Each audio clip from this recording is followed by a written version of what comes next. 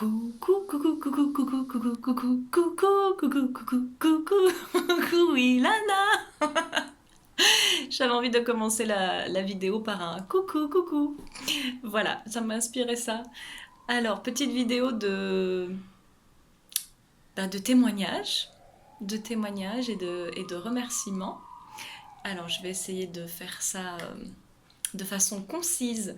Donc, j'ai à côté le petit texte avec les questions, comme ça je me perdrai pas. Alors, qui tu es? Moi, c'est Camille. Voilà, Camille, 33 ans. Je pratique une activité rien à voir avec la connexion animale. Je travaille dans le milieu de l'audiovisuel et du cinéma comme chef opératrice de prise de vue. Voilà, donc tout ce qui touche à l'image en fait. L'image, donc cadrer et faire la lumière aussi. Donc, tout ce qui touche au cadre, à la caméra et à la lumière sur des projets essentiellement de documentaire, mais aussi un peu de fiction. Ça fait 10 ans que je pratique. Il y a mon chat qui va entrer. Mais oh, viens ici toi. On le voit?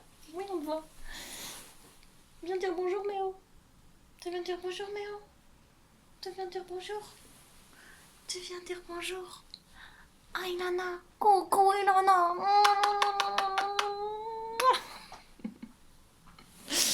Pardon. Alors, je disais quoi? Oui, je sais plus. Voilà, c'est le bordel. Essentiellement de documentaires. Et ça fait 10 ans. Voilà, ça fait 10 ans que je pratique ce métier. Et que j'aime énormément. Parce qu'aussi j'ai fait des choix pour en fait le faire comme j'aime le faire, ce métier. Et maintenant, je me demande, est-ce qu'il n'y aurait pas quelque chose d'autre qui... Enfin voilà, je me demandais en tout cas avant la formation s'il n'y avait pas... Si j'étais pas appelée par quelque chose d'autre. Parce qu'avec ce métier, je travaille toujours au service des autres. Je réalise pas un projet. Je suis pas réalisatrice. J'aime pas... Enfin, je suis pas appelée à faire ça. Mais je sentais à l'intérieur de moi que j'avais envie de créer quelque chose qui vienne de moi. Donc là, je me mets à chaque fois au service des projets des autres et j'apporte ma vision, ma patte, c'est sûr. Mais je sens qu'il y a quelque chose où j'ai envie de faire mon propre projet, de créer par moi-même en fait, au lieu de toujours être au service des autres. Et je sentais que c'était pas forcément dans le domaine que je pratique actuellement.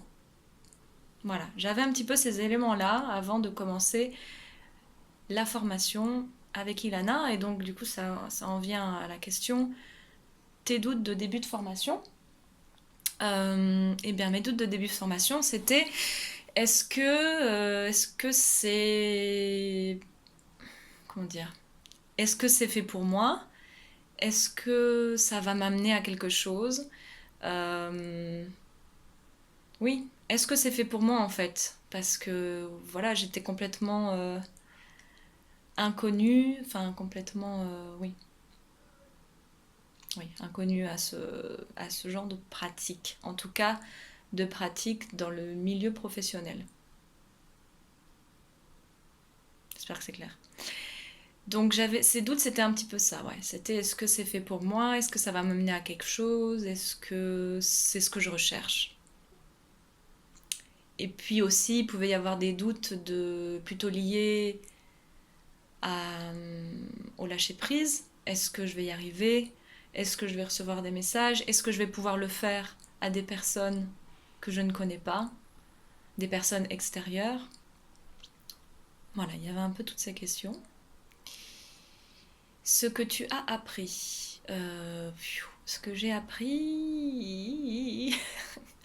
J'ai énormément appris à lâcher prise, justement. J'ai énormément appris à me faire confiance, à faire confiance aux messages que je recevais. Ouais, voilà, j'ai appris. Et puis j'ai appris à écouter. J'ai appris à écouter autre chose que mon mental. J'ai appris à écouter les... à regarder, à écouter, à regarder les images que je recevais et à écouter les messages et à les transmettre sans me... en m'oubliant quelque part, en oubliant...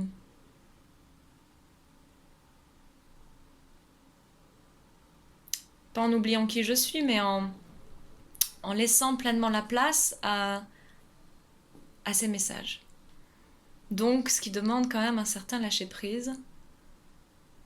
Et ça fait vraiment du bien, ça fait énormément de bien.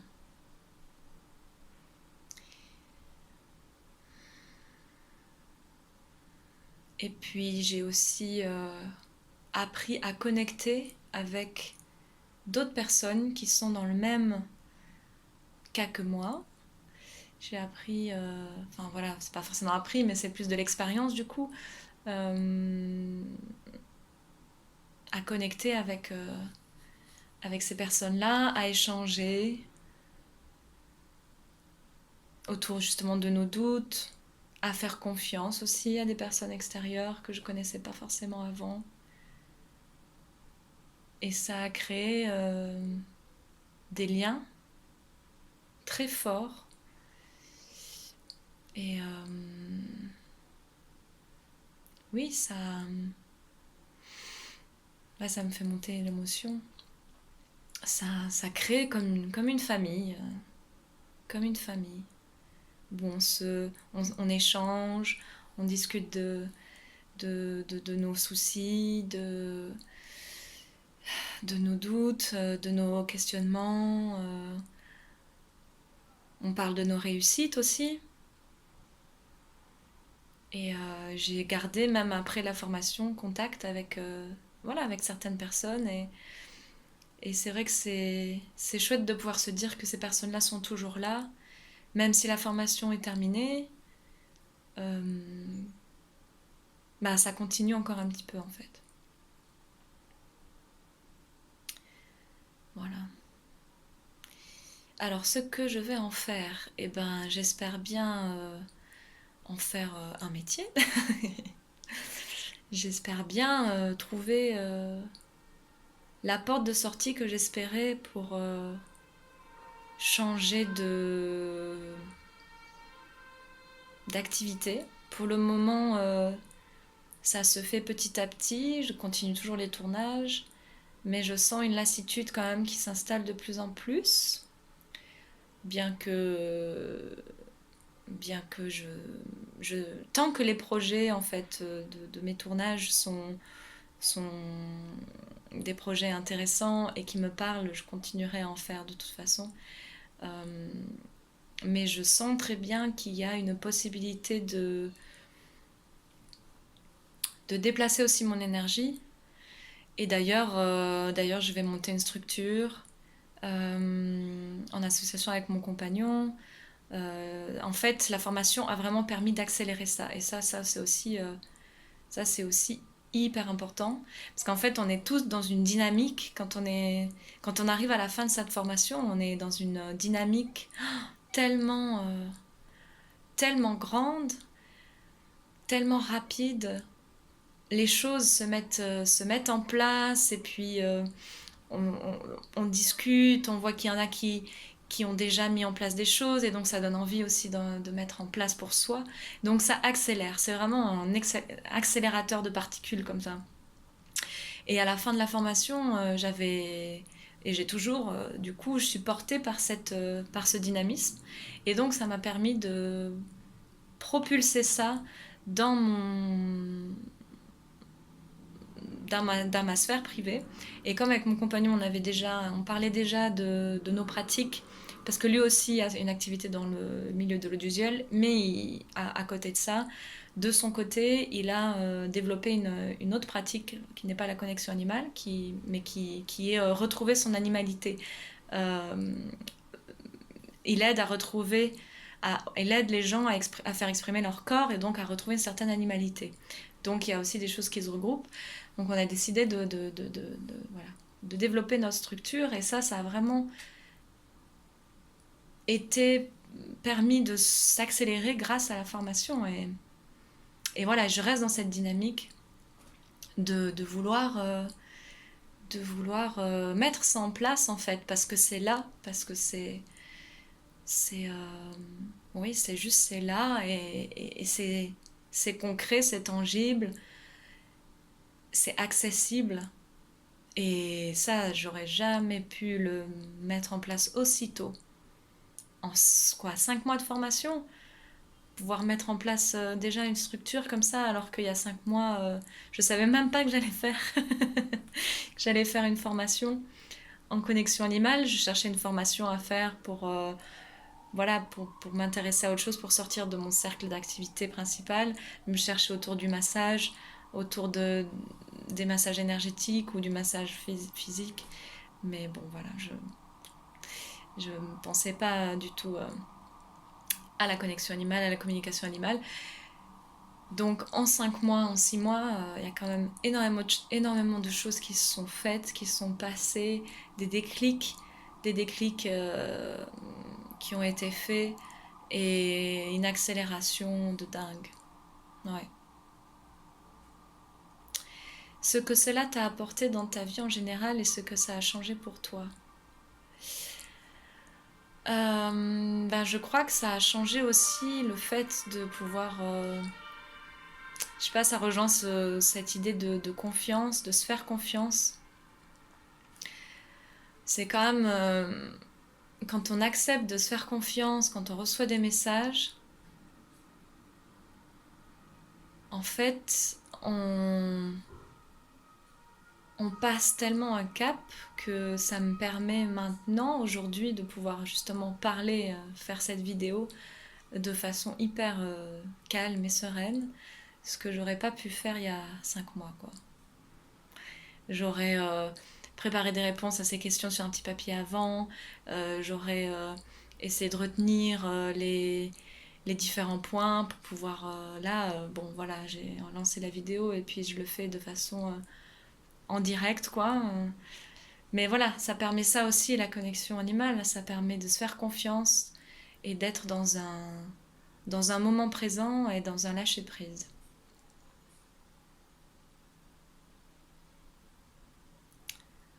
Ouais. Et je pensais à autre chose, mais j'ai oublié. Ça apportait. Bon, principalement la confiance d'avoir. Ah oui, et par rapport à la légitimité aussi. Oui. Alors ça, j'expérimente en ce moment la légitimité. Parce que être légitime, se sentir légitime. Donc il y a la question de confiance. Donc ça j'ai l'impression d'avoir passé un cap. Mais la question de la légitimité, c'est encore quelque chose. C'est-à-dire que j'avais pas du tout ce souci, enfin ce souci, cette problématique dans mon activité dans l'audiovisuel. J'avais pas ce souci de légitimité, mais parce qu'aussi c'était pas mes projets, c'était pas mon projet, j'avais pas quelque chose que je voulais porter comme ça devant tout le monde. J'étais plus au service d'eux. Mais j'ai jamais eu ce souci de légitimité et maintenant je l'expérimente encore un peu. Quand je reçois des messages, ce truc de me dire mais est-ce que c'est vrai, et en fait de plus en plus j'arrive à m'en détacher de ça quand même parce que les retours sont juste magnifiques, les retours des personnes que je connais pas en fait, des personnes donc j'ai eu la chance de pouvoir faire quand même beaucoup de connexions rapidement avec des personnes que je connaissais pas parce qu'en fait je fais partie d'un groupe qui s'appelle Intuition by Céline Machala, de reconnexion à son intuition. Et c'est une dame qui fait des podcasts et elle a fait aussi une formation et donc j'ai suivi sa formation, ce qui m'a emmenée à Ilana il y a 2 ans. Voilà, donc il n'y a pas de hasard. Mais, euh, mais en fait, dans ce groupe, donc on a un groupe Facebook, il y a énormément de gens, 500, 600 personnes, et j'ai envoyé un message dans ce groupe en disant que j'avais besoin de m'exercer. Et donc, bon, évidemment, j'ai reçu beaucoup de réponses de personnes qui sont intéressées à connaître les messages de leurs animaux. Et j'ai reçu une cinquantaine de réponses. Et voilà, j'en ai fait pour le moment une quinzaine, une vingtaine, un truc comme ça. Et donc, je demande à chaque fois un suivi, parce que j'ai fait des audios surtout, et je demande un suivi à ces personnes. Et enfin, c'est juste, mais le retour des gens, c'est juste, ça donne une force et, et une légitimité. Donc, bon, il y a mon copain qui rentre. Et donc, ouais, une force et une légitimité. Et ça donne envie de continuer en fait. Ça donne envie de continuer. C'est trop bien. C'est trop trop bien. Donc voilà, voilà pourquoi là, cette légitimité, elle part quand même un petit peu. Voilà, ça se travaille, mais quand on a le retour comme ça de personnes, par exemple, allez, une anecdote, parce qu'Ilana, elle aime bien les anecdotes. Alors j'en raconte une. Euh, C'était une tortue, Momo la tortue. Alors j'avais jamais fait de connexion avec une tortue en plus, donc je trouvais ça super intéressant. Et donc la personne vraiment m'avait pas dit grand chose. Ah oui, juste la chose, c'était que Momo ne mangeait plus depuis un petit temps. Et alors, donc que je retrouve un petit peu, que je me souvienne, j'ai été voir comment ça circulait dans son corps. Alors déjà, il y a eu l'eau, l'élément eau qui est ressorti. Je voyais une tortue qui était en train de se baigner, de patauger dans l'eau. Et puis voilà, j'ai demandé à Momo qu'est-ce qui voulait, voilà, le message, et j'ai eu l'ennui. Il y avait un ennui. Et il voulait un compagnon ou quelqu'un pour une tortue, un compagnon tortue. Et puis, alors moi je sais pas du tout comment ça fonctionne les tortues, donc je, voilà, j'ai vraiment passé les messages comme ça. Et quand j'ai été voir dans son corps comment ça circulait, il m'a montré que, il m'a montré qu'en fait il y avait quelque chose de bloqué sous sa carapace. Il y avait comme un truc de bloqué sous sa carapace. Donc voilà, j'ai dit à la personne, à la gardienne, je lui ai dit de vérifier s'il n'y avait pas quelque chose de coincé peut-être dans sa carapace. Bon, voilà, des fois, quand on reçoit des messages comme ça, on ne sait pas trop ce qu'on. Surtout quand la personne n'est pas en face, quand c'est en audio, on ne sait pas en fait. On passe le message et puis, enfin voilà, de toute façon, c'est le but. Bref. Et donc, la gardienne m'a dit. Bon, déjà, elle m'a dit en fait qu'elle voulait pas m'en dire trop pour pas influencer, mais en fait, au début, il pensait que c'était une femelle, donc il avait appelé Mimi. Puis en fait, ils se sont rendus compte que c'était un mâle le jour où son zizi il est sorti. Il est sorti et en fait, en période de rut pour les tortues, apparemment, si le mâle peut pas se reproduire, le zizi reste bloqué dehors. Et en fait, bon, la dame, elle a regardé un peu sur internet ou quoi, et en fait, euh, elle a rentré le zizi de la tortue. Elle l'a aidé à rentrer le zizi. Et voilà. Et donc, il y avait, par rapport à cette. En fait, par rapport à l'ennui que je ressentais, il y avait vraiment cette idée forte de trouver une compagnonne voilà, pour la reproduction, pour ce moment-là. Donc il y a vraiment ça l'a beaucoup parlé. Et puis après, elle m'a dit par rapport à l'élément qui est bloqué dans sa carapace, elle m'a dit depuis ça, en fait, il y a sa queue, sa queue il rentre sa queue. Qui normalement doit sortir, hein, la queue de la tortue, il la rentre dans la carapace. Elle est toute recroquevillée à l'intérieur de la carapace, comme bloquée. Donc voilà, c'est hyper parlant, hyper symbolique, avec le fait de rentrer le zizi, la queue de la tortue, que la tortue rentre elle-même et qui est coincée. Et elle m'a dit, bon, c'est pas une tortue d'eau, donc moi je pensais pas la mettre dans l'eau, c'est une tortue de terre. Mais quand elle me dit ça, j'entendais le robinet couler derrière. Elle me dit, mais bon, si ça peut lui faire du bien, alors je lui prendrai des bains. Et elle m'a envoyé après une photo de Momo dans l'évier en train de prendre un bain. Et, euh, et voilà, et elle m'a dit, oui, ça a pas l'air de, ça, voilà, ça a l'air de lui plaire, ça a pas l'air de lui déplaire. Et puis, ben, si ça peut l'aider à se détendre en fait, et à détendre sa queue qui est rentrée comme ça sous la carapace. Voilà, c'est une anecdote un peu longue, mais je la trouve fabuleuse en fait, et je la raconte beaucoup parce que, ben oui, parce que c'est tellement beau en fait de voir qu'on peut recevoir comme ça des messages et puis aider les animaux à se faire entendre en fait, à se faire entendre et aussi à faire prendre conscience à leurs gardiens et les gardiennes de ben, d'écouter, de voir ce qui se cache sous ces boules de poils ou sous ces écailles ou sous ces carapaces. C'est vraiment fantastique. Donc j'aimerais vraiment, vraiment développer ça et puis faire des séances de soins énergétiques aussi. Je me sens bien à l'aise avec ça. J'en ai déjà fait quelques-unes, j'ai eu de bons retours. Soins énergétiques et des animaux décédés aussi. Ouais, ça j'aime bien aussi. Enfin, j'aime bien, je me sens à l'aise. Voilà, pour le moment, les animaux perdus, pas top, pas top. Enfin, j'ai pas trop pratiqué, donc ça viendra, j'espère. J'aimerais bien. Voilà, ça fait déjà pas mal, ça fait déjà assez long, donc je te fais plein de bisous, Ilana, et puis